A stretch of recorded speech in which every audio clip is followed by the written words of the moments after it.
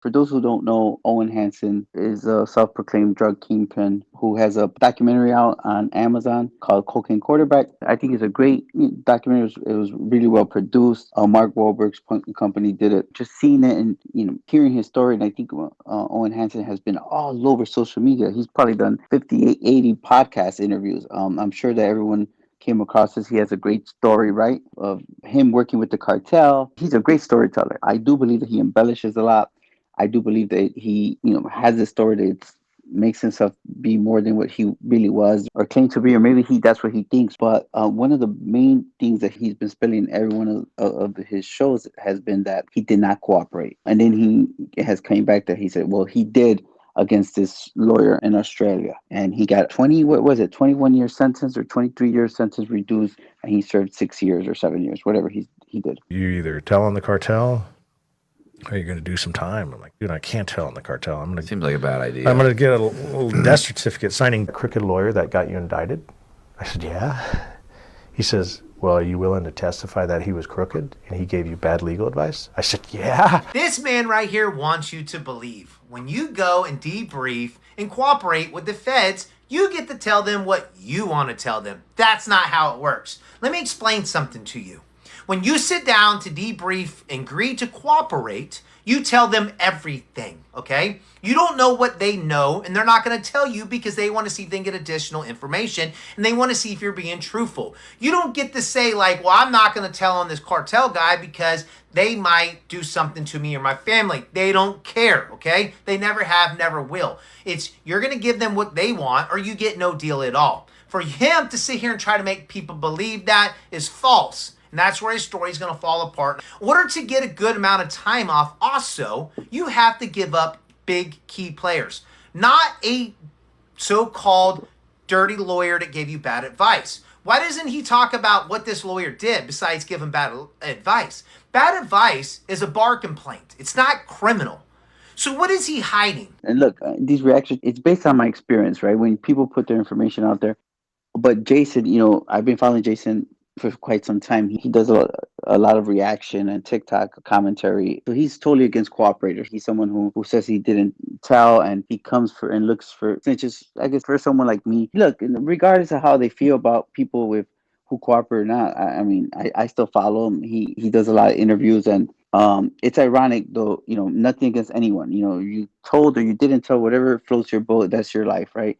But I do believe that I do these reactions just because the story that's being told to me, I believe it's important because some people really believe these guys. They come out there and say, well, I didn't tell on cartel, and then, oh, I did tell. And those small clips never get promoted as like the other ones, right? You know how that is. But I've been having a lot to say on my own, and I think me and my whole family, as you know, my wife has a very strong opinion on this, as she came on your show a few weeks ago and talked about this. He's saying that he's cocaine quarterback, but even in the documentary, it says he was never the quarterback. He basically, if you're not even the quarterback, if I can't trust you to be the quarterback, you're not even the quarterback, okay? Even though, not only that, Owen, it was what? Owen Hansen. Well, a bunch of stories about, cocaine quarterback, and he wasn't even a quarterback. He states that he was a kingpin, and, the only thing he's really spoken about is one transaction that in Australia or something like that. This was a good lick, almost 10,000 an hour. And I said, this is good, right? Like this is life couldn't get better than this. I'm laundering money for somebody now. And I remember he says a week later, he goes, do you want to do this same thing you're doing now in Australia? I'm like, Australia? Like, why Australia? He's like, how would you like to make $1 million a day? He says that he doesn't speak about the people he worked with in the Sinaloa cartel out of respect, but he's insinuating he's worked with Chapo's sons. Early on in his story, he was saying that supposedly the cartel sent him people to cooperate and sent him a list, which I would tell you something, that's the most ridiculous thing I've ever heard, ever in my whole entire life, that they would take the time to send you a list because you were so important and valuable. When you were in MDC in LA, you get a lawyer visit. That's right. The lawyer visit. And it's not your lawyer. Yeah, it's the cartel's lawyer. And they give you information. Yeah, and they're like, save yourself. Save yourself. And they're like, hey, this is going to get you time off. this is it. It was a file, literally like this thick on this rival cartel. And can you tell us who the rival was? It was someone from New Generation. I'll tell you that much. Okay. And it was someone that worked as a lieutenant for them. Right. And this is like, the file was that thick. And I was like, dude, there's no way I can talk on someone I don't know anything about. And he's like, you can study it. I'm like, I'm not doing it. There's no way. Like, if the government catches you in a lie, all bets are off. Right. Like, you cannot lie to the government. They already know everything. This is where I feel like he's thinking more of himself than what it really was. Again, this is my opinion. For someone who cooperated at the highest level, who's been cooperated on, who comes in as a consultant and work with different people as well. Look, when you cooperate on a federal level, you don't get to pick and choose who you're going to cooperate against. Okay, that doesn't make any sense, especially when you're going to testify. If you're going to testify and understand, the government needs to know everything, because they're not going to jeopardize for them losing the case in cross-examination. They need to know the worst thing that you did. They don't care. And yes, most of the time they have the answers. If not, they want to know exactly what you were doing, what you were involved with. That's part of the cooperation. But the first thing that stands out to me is that he would think that they would just let go, supposedly a cartel member, and he says he was like this important person or customer of the cartel, whatever the case is, that they would let that slide to prosecute an attorney for not representing him the right way in another country. That's the most ridiculous thing that I've ever heard. And he was going to receive an 8-year reduction of his sentence for that. That's insane. Okay, that story, for the people who believe that, is drinking the Kool-Aid, right? I didn't tell on the cartel, and that was my biggest fear, right? Obviously, a few years later in my prison bid, I get a call, and they asked me if I would be willing to testify against my corrupt attorney in Australia. Right. What do you think I said? Well, absolutely not. Yeah. The code. What about the code? Did you tell him about the code? I said I didn't care about code right now. This guy got me indicted, right? By this point, you pretty much realize, like, oh no, I'm doing all this. I'm doing 21 years. No, I already knew it. I was like, I'm doing 21, and my lawyer told me. Well, some people think, I can appeal, I can this, I can that. You and I both know it's not happening. But no, I'm saying initially you've got that hope. Yeah. But after a few years, you see enough guys that have done 30 years. Yeah, I was already 5 years in. Yeah, you're like, the hope's gone. All I'm thinking about, okay, I didn't tell on the cartel, right? Yeah. That's all I'm thinking about. Like, I'm not going to get killed. And then I'm like, okay, this lawyer was corrupt. He was supposed to represent me. He's defending the law, right? You're supposed to represent your customer, not give him bad legal advice. So I'm like thinking to myself, fuck it, let's run it.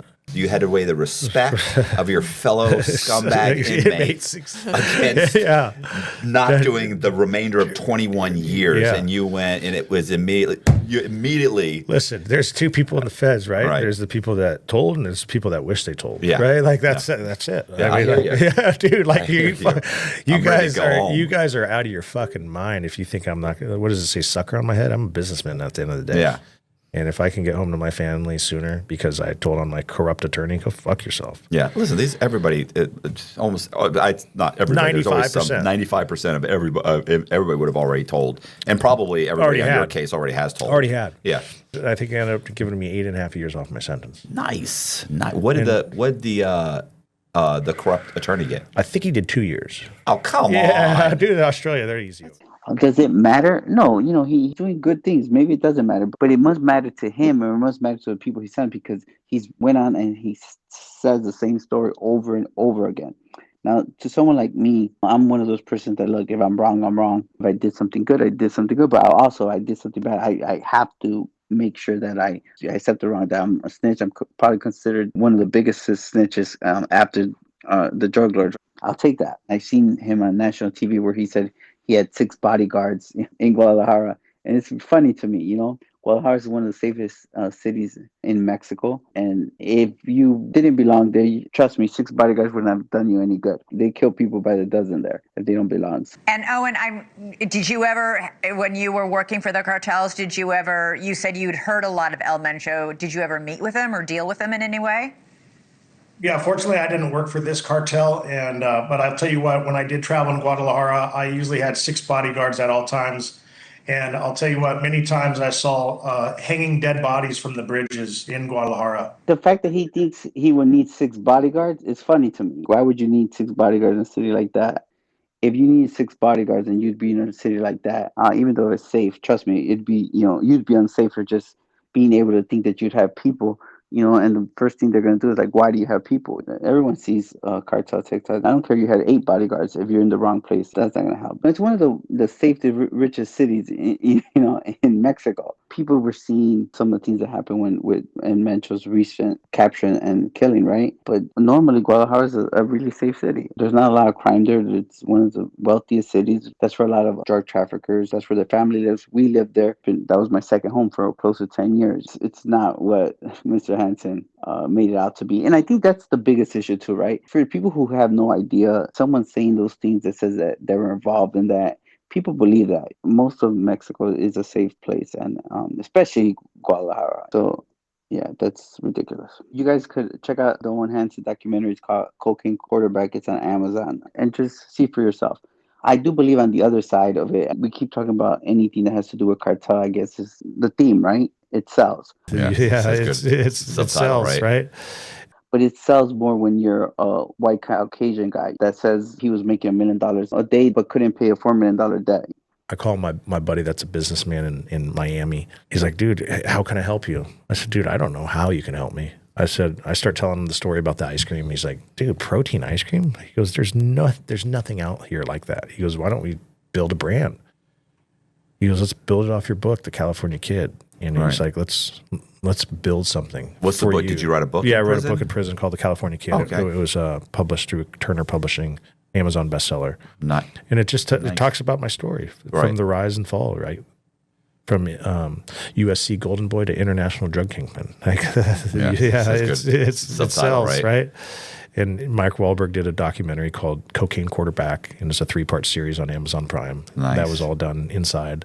But I do see that he's doing great in his protein ice cream. To him, it's a redemption story. I don't know what the real story is. How about that, right? But the story he tells is a great story, I guess. Especially if you're white and you got blue eyes. What you do with your story, with your backstory, that, if you're able to do something positive, I think people are promoting their book, promoting, something new, and they're going to embellish and exaggerate, right? Or just straight out lie. The issue that I have in the worlds that we live in, I will tell you something. Law enforcement have more reservations about me than someone like him. They'll say I'll vet you, but won't vet that situation. They'll be okay with sitting down with someone like him, and he does podcast interviews with some of the individuals that I've been around and stuff like that. But they won't vet that. It'll be okay for him to say, "Well, I didn't snitch on these cartel members," and that's what he's saying. Were they trying to get you to cooperate against El Jefe? First thing they did. Okay. That's the rule. They say, hey, we'll allow you right now to come out of prison. This is the first day I got arrested. They told my lawyer, a couple weeks later, they told my lawyer that we'll allow him to come out of prison right now if he works for us, and we can guarantee he will get a reduced sentence based off trying to take down the cartel. Why not do that? Dude, I can't tell in the cartel. Seems like a bad idea. I'm gonna get a little death certificate, signing death certificates. It sounds good. And then that's when my lawyer came in and said, hey, you're not playing with the cartel? Okay, how about this subject? You got a crooked attorney. Would you be willing to talk on him? What I worry about is people listening and like, oh, well, if I don't snitch on this person, to me, they're just false comments and misrepresentation. Could you have walked in there and said, I plead guilty, but I'm not telling you about any money. I'm not telling you about any routes. Yeah, you and I want to be here. I would be doing my 21 years in U.S., and then I would be extradited to Australia to do 25. I see. Okay. And I don't have sucker on my forehead, right? So basically, you're basically doing a life sentence at this point. No, that is a life. He's doing a great job, promoting his story. And people are in awe about his story because it's great. He goes from being a quarterback, bench warmer, whatever he was with University of Southern California Trojans, to selling steroids, to next, being what he calls himself a kingpin. I kept going and trying to eventually becoming one of the biggest drug smugglers for the cartel, transferring tons of cocaine throughout international waters and land by plane, by boat, by human. And people buy into that. Is it wrong that he uses that code to sell his story? Again, now everyone's somehow plugged with the cartels. There's a lot of people out there doing positive stuff that we know are really full of it, right? Sometimes the fact that we are not bullshitters, the fact we're too honest or we don't cave to some of these things is what makes us not be as desirable or not, right? They don't want to fuck with us. And I think that's where it's coming from. The lies has become the truth to people who don't have no idea. I don't own that culture. I don't own the cartel culture, right? But just think about it. The people who listen to this is like, wow, here's a Caucasian, white, handsome dude with this story. And it's alluring because, oh, he was involved with the cartel and he survived or whatever the case is, And it's like, oh my God. But what part of that is true? You know what I mean? But I really do believe that it's a culture thing too as well. Look, I think about some of the biggest hits even in Hollywood, right? You have like the Ozark, Breaking Bad. Drugs are attributed to the Mexican culture, to Hispanics, to Latin America, Colombians, Mexicans, right?